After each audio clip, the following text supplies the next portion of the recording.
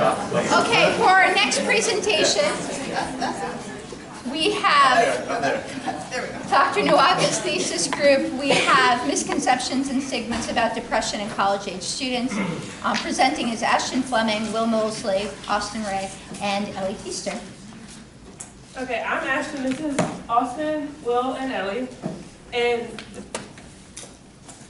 depression is a serious psychiatric disorder that is very prevalent among students or college-age students. The purpose of our study was to try to identify the prevalence of depression and explore the beliefs and misconceptions and stigmas among our students.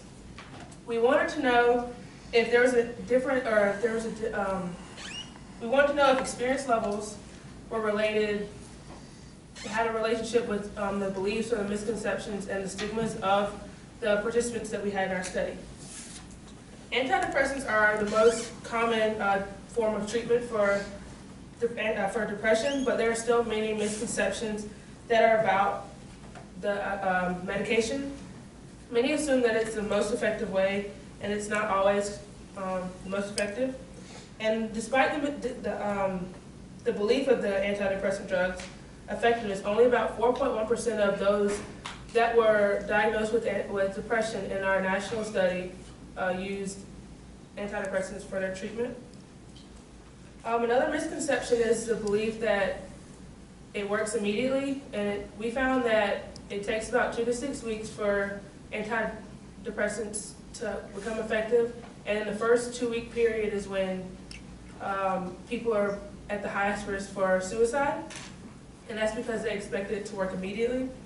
We also saw the misconception about stigmas and attitudes toward depression, and those that have no experience about depression, and those how they felt about people with depression.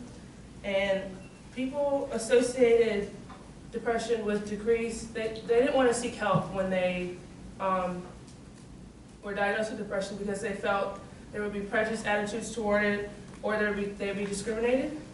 And the high stigmas of depression were related to low help seeking, which is a very large problem. 35% of the people in the national statistics reported feeling depressed, and this was they felt so depressed within the last 12 months that they were unable to function regularly. In our study, these are some of the national statistics that we found. So 9.8 seriously considered committing suicide, and 1.6 participants actually committed suicide, or actually attempted committing suicide.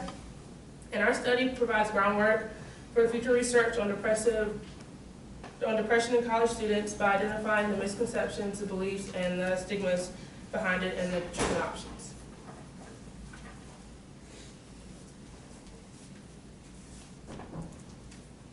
So we hypothesized that we would find a similar proportion within our sample population of people with depression compared to the national statistics.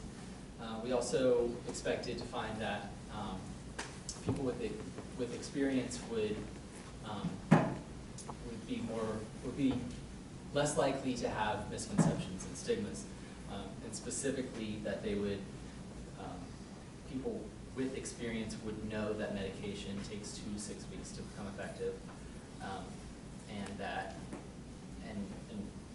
we expected that people with no experience would have more misconceptions and stigmas. So we recruited 204 participants, but one was excluded from our statistical analyses because they did not answer several critical questions. There were 66 males and 137 females. Our survey was taken from was adapted from 2 previously published questionnaires. And we included demographic information as well, and asked about their experience levels with depression. And there was also a symptom inventory that was similar to the DSM-5 criteria. The beliefs about depression questionnaire was the previous study that we used to come up with our misconception questions, and the stigma about depression questionnaire was study that we used for stigma, and an example of a question from there is to what extent do you believe that depression is, or people with depression should just snap out of it? So that would, stigma questions show how people feel about the people with depression. So our participants were put into 3 groups based on their experience levels. There were 21% who had personal experience, and personal experience meant that they had either been treated or diagnosed with depression. 69% had proximal experience, which means that they had a close friend or family member or had learned about depression in a classroom setting. And then 9% had no experience. So while we had 21% in the personal experience group, through analysis of our data, we found 91 participants reported feeling depressed for at least 2 weeks. And the reason that those are different is our personal experience group was simply if you were diagnosed or treated by a professional, whereas there was a question on our survey that just you reported feeling depressed for at least 2 weeks. The reason the difference between these is we wanted a stricter criteria for the personal experience group, and we believe that there would be a difference in experience if you were diagnosed by a professional as compared to whether you just reported feeling depression for 2 weeks. 19 of our participants reported seriously considering suicide, which matches up pretty well with the national statistics, but 6 of our 203 participants actually attempted suicide, which is right at about double what we expected from national statistics. So our first figure shows the distribution of answers for our question on how long does it take for antidepressants to become effective.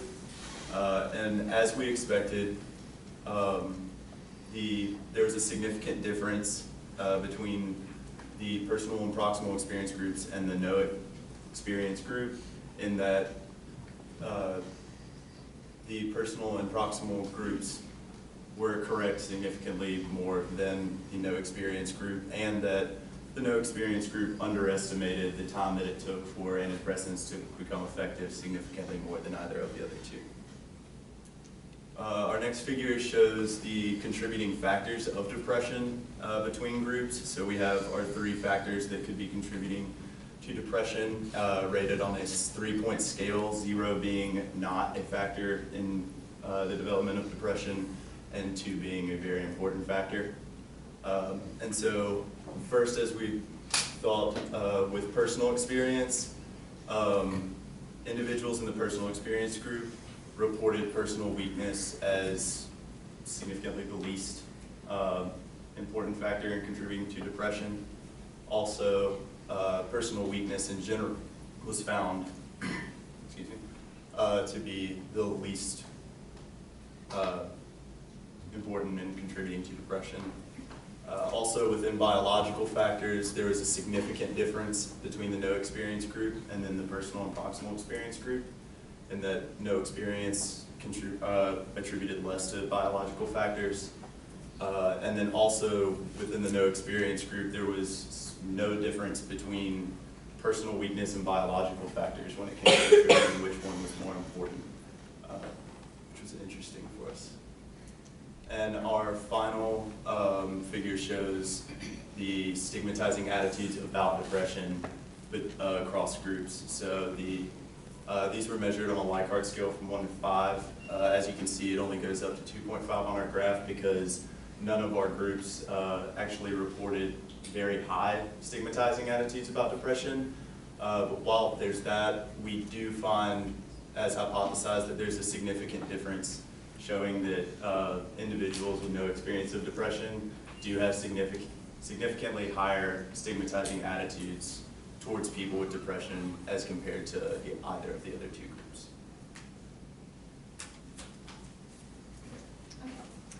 We feel our study is so important because depression and suicide are clearly much larger and more prevalent issues than we had imagined before we began our study. As Will said, we had 44.8% of people report feeling depressed for a period of at least 2 weeks, which is nearly 10% more than what we expected to find based on the national statistic. The percentage of our participants reported seriously considering suicide was about 10%, so that was right in line with national statistics. But again, as Will said, we had nearly double the amount of participants we expected say they had actually attempted suicide. Regarding antidepressants, the personal experience group and proximal experience group likely identified the correct amount of time that it takes for antidepressants to become effective based on their own experience of either taking antidepressants themselves or their experience with friends or family members or knowing people who have been on them. So they understand better how they work. It is concerning that the no experience group underestimated the amount of time that antidepressants take to become effective because based on previous research, that is a risk factor, underestimating the time that it takes antidepressants to work. If they think it's going to work immediately and then they start taking them and it doesn't, those first 2 weeks are when they're at their highest risk for suicide. Regarding the contributing factors, specifically personal weakness, the no experience group might have overestimated the contribution that personal weakness provides in depression because they might not understand the depth of depression. They might see it as simply being sad or not being able to snap out of it, when in fact it is a very serious psychiatric disorder with numerous biological and social causes. So for biological factors, the personal experience group is likely the most educated on depression and understands the interaction of the complex biological causes that it leads into depression. The same goes for social change or life events that the personal experience group is likely drawing on their own experience or proximal experience of what they've observed from their family and friends, and they understand that those can have significant contributions to depression, whereas the no experience group might not understand these interactions. Regarding stigma, as hypothesized, the no experience group had significantly more stigmatizing attitudes towards people with depression than the proximal or personal experience groups did. The personal experience group likely had the least stigmatizing attitudes because they might be the most empathetic towards other people with depression based on their own experiences. Essentially, we believe that the reason the study is so important is because depression and suicide are such prevalent issues that education and raising awareness about these are extremely important. It's vital to educate people more on the causes of depression so that they understand that it is not caused by a person's own weakness, that it is, or that biological and social factors do heavily contribute to depression. Also, it's important to educate people on the medical side of depression and how antidepressants work and that they are not an immediate fix, that they do take some time to become effective. Some limitations for our study were as anyone who's done a research project with human participants knows, you always need a few more.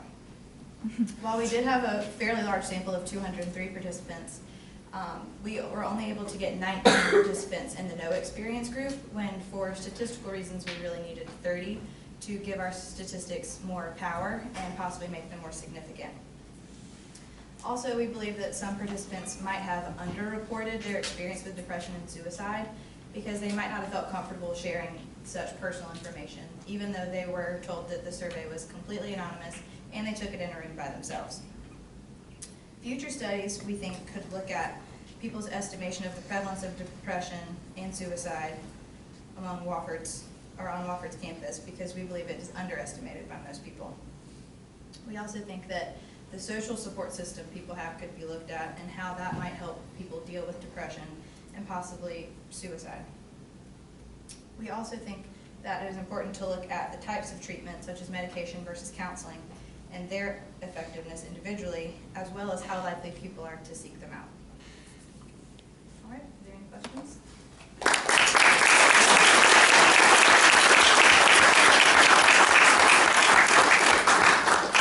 I have a question for Will.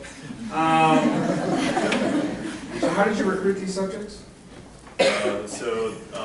We not only from all psychology classes that were available, went around and asked, but also through recruitment from anybody we really knew. Door to door. This was pencil and paper, it wasn't like Yes. electronic. No. Do you think it'd be different if you did an electronic version? Like if you just emailed it out to people electronically? and We that works? considered doing it electronically, and in the discussion, we weren't sure. We felt that something that was this type of survey, mass emailing it out, it might cause people to, when they get the email, to just go through it really quickly and not actually evaluate each question. So we thought that on paper, since it wasn't a very long survey, it only took about 10 to 15 minutes at most, it being on paper made them take more time to actually like look at each question. A related question, do you think your results would have been different had you actually had a random or stratified random sample as opposed to the sampling you had?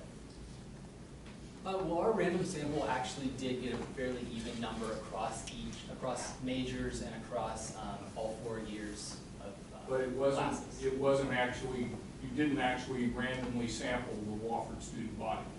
No, it was a convenience sample. Terry, we've tried doing that in the past. I've had, Franklin Pettit has generated random emails for us. We never get enough people. Yeah, I know, I was just wondering if they thought their results would be different if you did have a random sample as opposed That's a to good the question. convenience sample. The grad sample you did have. I don't think so. It was pretty much what we expected to find. We might have underestimated a few things, but it was pretty much in line with what we expected. Why do you think the suicide or the attempted suicide rate at Wofford is so high, and what do you think can be done about that?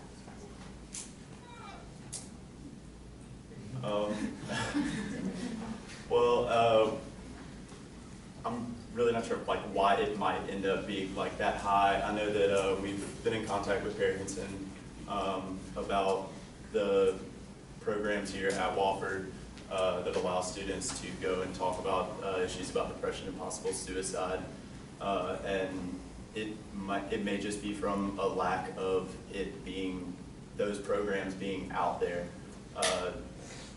If you're not someone that is going to go seek out these helping behaviors, like if you're not going to go seek help, then it's, from our conversations, we feel like it's not out there enough. It's not it's not talked about at orientation, which with how prevalent it is on our campus, we believe it should be. And so we think that just getting those programs that we have in place, the counselors on campus, and getting that information out there could reduce it. Okay, thank you very much. Wait, I have one more question. Really, we got. Wait, Okay. Will, why didn't you assess depression in these kids? Did you assess depression, actual depression among your subjects? Like according to the DSM? Or just any, like a CESD, back depression inventory, anything like that? Did you? No? No. Okay. I'm done. Thanks, Tim.